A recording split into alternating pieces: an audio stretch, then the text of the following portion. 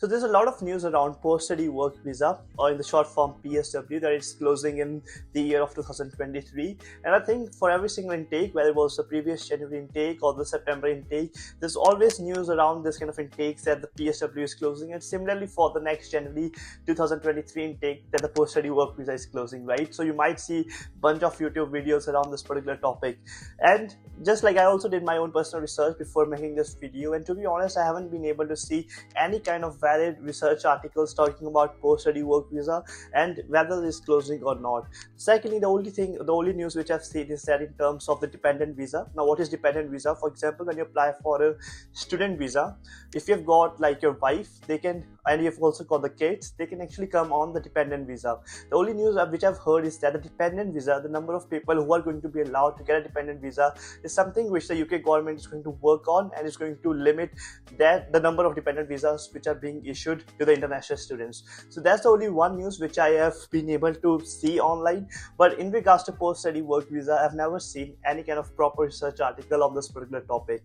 Now, another thing which I want to clear is that you might be having this question that, okay, well, if post-study work visa is not closing in January of 2023, when is it closing?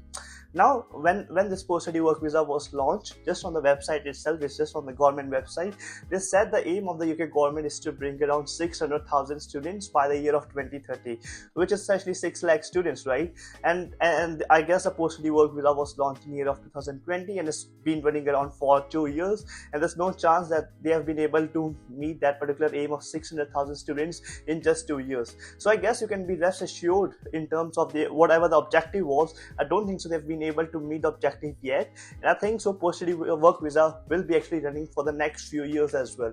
But however, like what I can essentially clear, what is the fact which I can produce is that essentially for the next January 2023, if it's coming for January 2023 intake, there will be post-study work visa. Okay, I don't think so there's going to be a news like next month or something like that you know there's no more post-study work visa and you've been actually applying for your student visa essentially, right? So you can be rest assured that post-study work visa will be running essentially for January 2023. And also, as I said, based upon the UK government's objective of 600,000 students, I think so it will be running for a few more years after this as well. So well, this was the very first part of the video where I wanted to clear that is post-study work visa closing or not. Now, the second part of the video, I want to make clear that some of the students are not being able to get the post-study work visa. Now, there are certain reasons with respect to it, and that's what I want to talk in my second part of this video, that why are the international students who are coming here for master's degree or an undergraduate degree, why are they not being able to get this post-study work visa? Before I move to the second part, I would really like to thank Think Big Global. Now, Think Big Global is a study abroad consultancy firm based in India, and also they've got their office in London as well right now. So basically, it's a marketplace for all your student needs, whether it is in terms of making your SOP, then applying for the particular university, helping you with the course selection, and also applying for the UK visa for you. So everything will be catered by Think Big Global. And moreover, they also give you the English test training, whether it's IELTS examination or whether it's TOEFL examination. They'll also be giving the training with respect to these 2 different English tests. And the good thing is there isn't any kind of hidden fees for you, and also they provide the free counseling. So all you can do is essentially go to their website. The link will be in the description box of this video, and there will be a box for like free counseling, and essentially just put down your details and they'll be getting back in touch, and you can ask your questions in a very casual manner and take the advantage of the free counseling available by Think Big Global.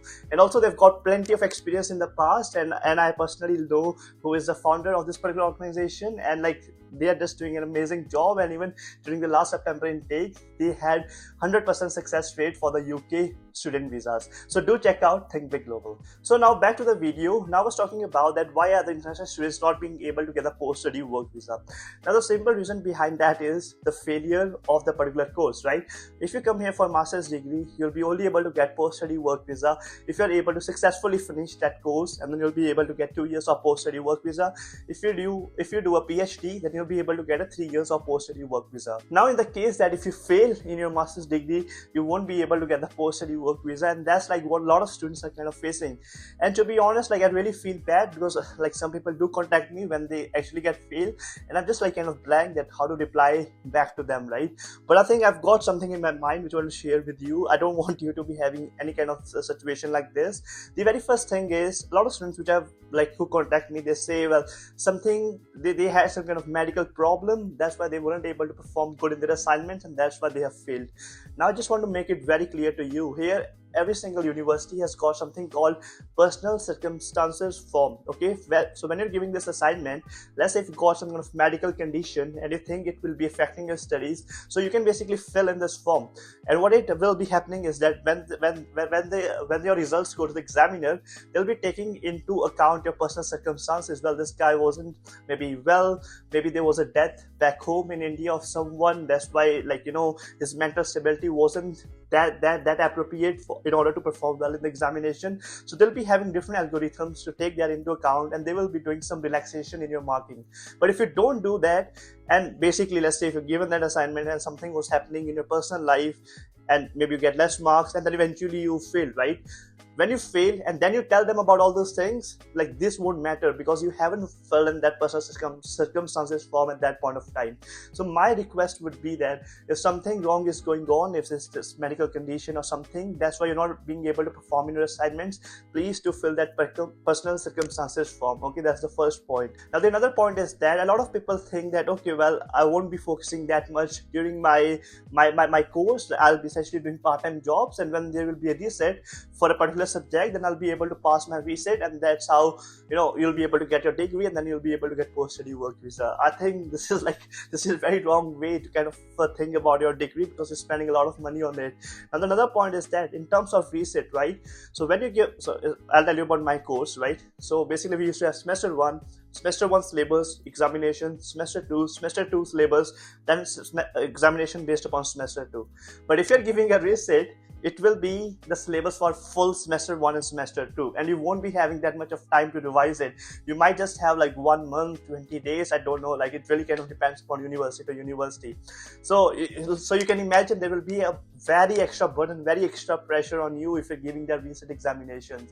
So always saying that you have to do really, really good in your assignments, or I understand if something is happening like a medical condition or something like that, please do fill that personal circumstances form. So the main point over here is successfully complete your degree, and then you'll be able to get post-study work visa. So that's the only one watch out which you need to look for when you're thinking about post-study work visa, or like in terms of your professional career in future, right?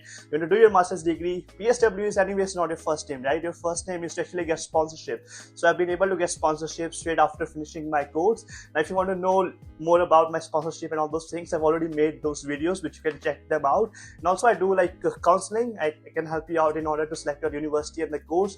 The link will be in the description box for that one-to-one call sections. It can help you to make CV, cover letter, everything will be in the description box of this video. I hope this video was helpful. Cheers, bye bye.